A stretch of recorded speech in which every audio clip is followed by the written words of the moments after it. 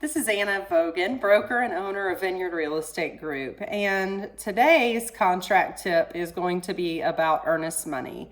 Most of you know before I became an agent, I was a lender, and I spent many years as a lender, so a lot of my agents call me about questions about their loans, and while I didn't keep my mortgage license active so that I could do real estate.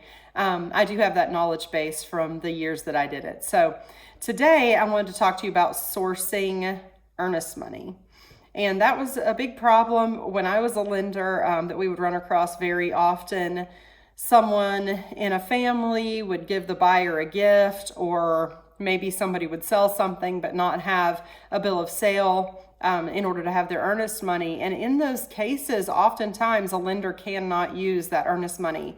If a lender has to source the earnest money, which is most often, they need a trail. They need a paper trail. They need to be able to prove where that money came from. Now, if it was just sitting in the buyer's savings account, then that's one thing, and that's simple. If it was just sitting in their checking account, if it came from a 401k or a retirement account, that's a very simple sourcing. However, if the money came from somewhere else and it cannot be sourced, if the buyer, say, has a cousin who just handed them the money and there's no way to have a paper trail on where that money came from, or if it was cash, then you're probably going to have a problem. Now, as you know, most loans have a down payment required, except for VA sometimes does not.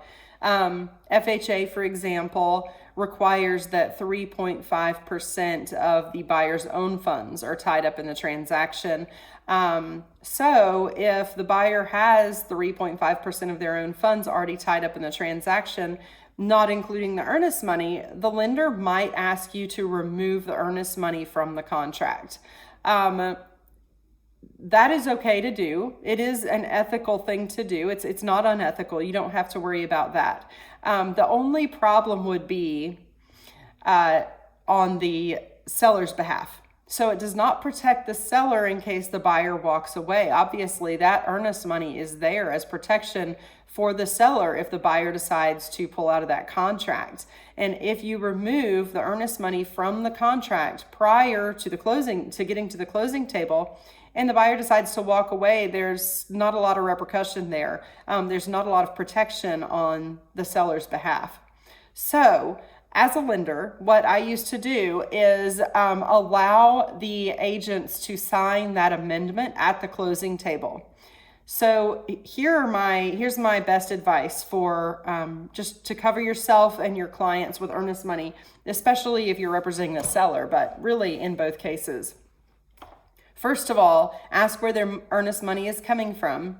Ask that it can be sourced. Make sure that it's not so-and-so handed me this cash when I sold them a motorcycle. That literally happened to me recently.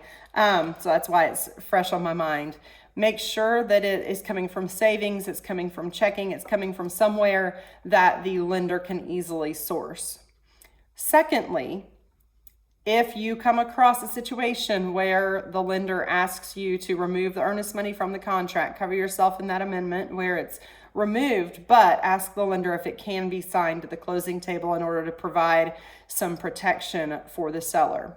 So that's my contract tip for today regarding earnest money. Have a good day.